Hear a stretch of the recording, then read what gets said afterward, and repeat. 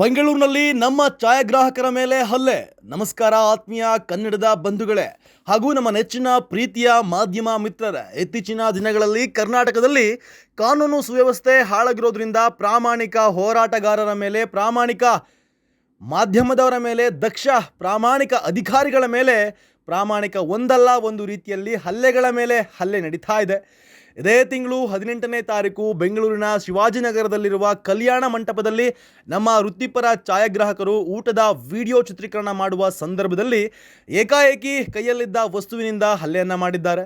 ಆದ್ದರಿಂದ ಸಂಬಂಧಪಟ್ಟ ಸ್ಥಳ ಕೂಡಲೇ ಕಾನೂನು ಕ್ರಮ ಕೈಗೊಂಡು ಆ ಅವಿವೇಕಿಯನ್ನು ಬಂಧಿಸಿ ಕಾರಾಗೃಹ ಶಿಕ್ಷೆ ವಿಧಿಸಬೇಕು ಅಂತ ಇತ್ತೀಚಿನ ದಿನಗಳಲ್ಲಿ ಕಾನೂನು ಸುವ್ಯವಸ್ಥೆ ರಾಜಕಾರಣಿಗಳ ಕೈಗೊಂಬೆಯಾಗಿ ಹಾಳಾಗಿರೋದ್ರಿಂದ ಪ್ರತಿದಿನ ಒಂದಲ್ಲ ಒಂದು ರೀತಿಯಲ್ಲಿ ಅನ್ಯಾಯಗಳು, ಅಕ್ರಮಗಳು, ದೌರ್ಜನ್ಯಗಳು, ಅತ್ಯಾಚಾರಗಳು ನಿರಂತರವಾಗಿ ನಡೀತಾ ಇದೆ. ಮಾನ್ಯ ಮುಖ್ಯಮಂತ್ರಿಗಳು ಈ ಕಡೆ ಗಮನಹರಿಸಿ ಸಂಬಂಧಪಟ್ಟ ಪೊಲೀಸ್ ಠಾಣೆಗೆ ನೇರ ನಿದರ್ಶನ ಮಾಡಿ ಕಾನೂನು ವ್ಯವಸ್ಥೆ ಕಾಪಾಡಬೇಕು ಅಂತ ಆದೇಶವನ್ನು ಹೊರಡಿಸಬೇಕಾಗಿದೆ.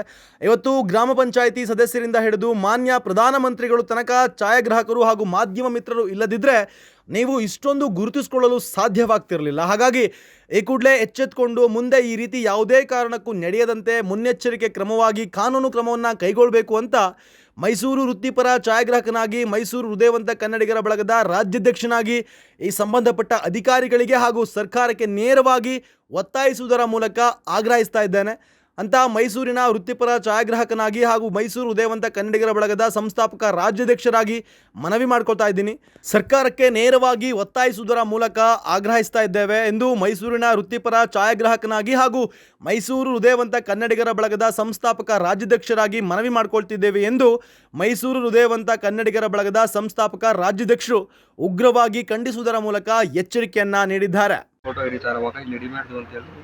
ನಾನು ಆ ಕಡೆ ಹಿಡಿತಾ ಇದ್ದೆ, ಈ ಕಡೆಯಿಂದ ಬಂದು ಹಿಡಿ ಅಂತ ಹೇಳಿದ್ರು. ನಾನು ಹೇಳಿದೆ 5 ನಿಮಿಷ ಹಿಡಿ ಬರ್ತೀನಿ ಅಂತ ಉರ್ದುದಲ್ಲಿ ಹೇಳಿದೆ. ಅವರು ಏನು ತಪ್ಪು ಅಂದ್ಕೊಂಡ್ರು ಗೊತ್ತಿಲ್ಲ, ಏನಿಗೆ ನನ್ನ ಹೋಗಬಾರು ಅಂತ ಕರಿತೀನಿ ಅಂತ ಹೇಳ್ಬಿಟ್ಟು ಹೊಡಿಯೋಕ್ಕೆ ಸ್ಟಾರ್ಟ್ ಮಾಡಿದ್ರು. ಪ್ಲೇಟ್ ಎತ್ತಿ ಫಸ್ಟ್ ಹೊಡೆದು, ಒಂದು ಸ್ಲ್ಯಾಪ್ ಹೊಡೆದು, ಆಮೇಲೆ ಫುಲ್ ಜನಗಳು ಸೇರಿ ಹೊಡೆದಿದ್ದಾರೆ. ತಿರ್ಗಾ ಸೆಕೆಂಡ್ ಟೈಮ್ ನಮ್ಮ ಮಾವನ ಕರ್ಕೊಂಡ್ಬಂದು ಈ ಥರ ಆಗೋಯ್ತು ಅನ್ನೋವಾಗ ಅವ್ರು ಬಂದಿದ್ದಾರೆ. ಅವ್ರು ಬರೋವಾಗ ಕೂಡ ಮಾತು ಕಥೆಯಲ್ಲಿರುವಾಗ ಹಿಂದೆಯಿಂದ ಫುಲ್ಲು ಹಲ್ಲೆಯನ್ನು ಮಾಡಿದ್ದಾರೆ.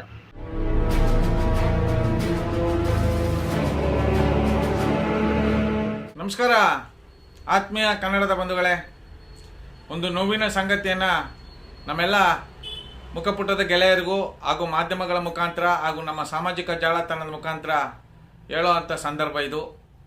ವಿಷಯ ಏನಪ್ಪ ಅಂದರೆ, ಇದೇ ತಿಂಗಳು 18ನೇ ತಾರೀಕು ಬೆಂಗಳೂರು ಶಿವಾಜಿನಗರದಲ್ಲಿ ಒಂದು ಕಲ್ಯಾಣ ಮಂಟಪದಲ್ಲಿ ಊಟ ಭೋಜನದ ಹಾಲಲ್ಲಿ ನಮ್ಮ ಛಾಯಾಗ್ರಾಹಕ ಬಂಧುಗಳ ಮೇಲೆ ಕೆಲವು ಕಿಡಿಗೇಡಿಗಳು ಏಕಾಏಕಿ ಹಲ್ಲೆಯನ್ನು ಮಾಡಿದ್ದಾರೆ. ಛಾಯಾಗ್ರಾಹಕರು ಅಂದರೆ ಏನು ತಿಳ್ಕೊಬಿಟ್ಟಿದ್ರಿ? ನಿಮ್ಮ ಪ್ರತಿಬಿಂಬವನ್ನು ಬಿಂಬಿಸುವಂಥ ಛಾಯಾಗ್ರಾಹಕರು, ನಿಮ್ಮ ತಾತ ಮುತ್ತಾತನನ್ನು ನೆನಪಿಸಿಕೊಳ್ಳುವಂಥ ಭಾವಚಿತ್ರಗಳನ್ನು ತೆಗೆಯೋದ್ರ ಮೂಲಕ ನಿಮ್ಮ ನೆನಪಿಗೋಸ್ಕರ, ನಿಮ್ಮ ಒಂದು ಮುಂದಿನ ಭವಿಷ್ಯಕ್ಕೋಸ್ಕರ ಹಗಲು ರಾತ್ರಿ ಕಣ್ಣೆಗೆ ಎಣ್ಣೆ ಬಿಟ್ಕೊಂಡು ನಿದ್ದೆ ಇಲ್ಲದೆ ಊಟ ಇಲ್ಲದೆ ಹಗಲು ರಾತ್ರಿ ನಮ್ಮ ವೃತ್ತಿ ಜೀವನವನ್ನು ಮಾಡ್ತಾ ಇದ್ದಾವೆ. ಇಂತಹ ಒಂದು ಪ್ರಾಮಾಣಿಕ ಛಾಯಾಗ್ರಾಹಕರ ಮೇಲೆ ಕಿಡಿಗೇಡಿಗಳು ಬೆಂಗಳೂರಿನ ಶಿವಾಜಿನಗರದಲ್ಲಿರ್ತಕ್ಕಂಥ ಕಲ್ಯಾಣ ಮಂಟಪದಲ್ಲಿ ಹಲ್ಲೆ ಮಾಡಿರೋದನ್ನು ನಮ್ಮ ಮೈಸೂರು ಹೃದಯವಂತ ಕನ್ನಡಿಗರ ಬಳಗದಿಂದ ಮೈಸೂರು ಛಾಯಾಗ್ರಾಹಕರ ಪರವಾಗಿ ನಾವು ಉಗ್ರವಾಗಿ ಖಂಡಿಸ್ತೇವೆ. ಯಾಕಂದ್ರೆ ಇವತ್ತು ಒಬ್ಬ ಛಾಯಾಗ್ರಾಹಕ, ಒಬ್ಬ MP MLA ಗಿಂತ ಮಿಗಿಲಾದಂಥ ವೃತ್ತಿ ನಮ್ಮದು. ಇವತ್ತು ಗ್ರಾಮ ಪಂಚಾಯತಿ ಸದಸ್ಯರಿಂದ ಹಿಡಿದು ಮಾನ್ಯ ಪ್ರಧಾನಮಂತ್ರಿಗಳ ತನಕ ಈ ನಾಡಿನ ಜನತೆ ಮಾಡುವಂಥ ಛಾಯಾಗ್ರಾಹಕ ಬಂಧುಗಳು ನಾವು.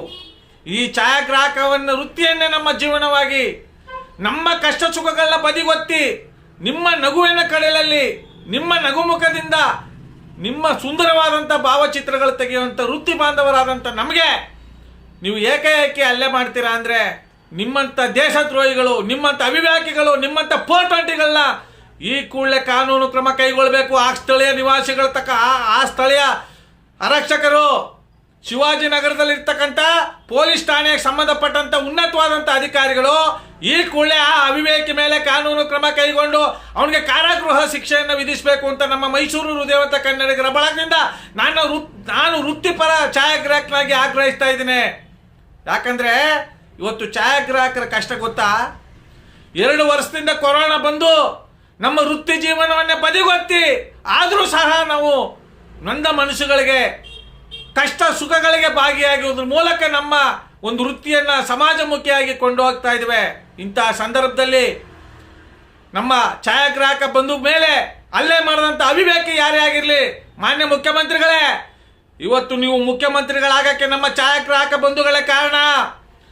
ನಮ್ಮ ಛಾಯಾಗ್ರಾಹಕ ವೃತ್ತಿಯಿಂದ ಹೋದಂಥ ಮಾಧ್ಯಮ ಮಿತ್ರರೇ ಕಾರಣ. ನಾವು ತೆಗೆಯುವಂಥ ಒಂದು ವಿಡಿಯೋ ಆಗಿರ್ಬೋದು, ಒಂದು ಫೋಟೋ ಆಗಿರ್ಬೋದು, ಇಡೀ ರಾಜ್ಯ ದೇಶ ವಿದೇಶಗಳಲ್ಲಿ ರಾರಾಜಿಸ್ತದೆ.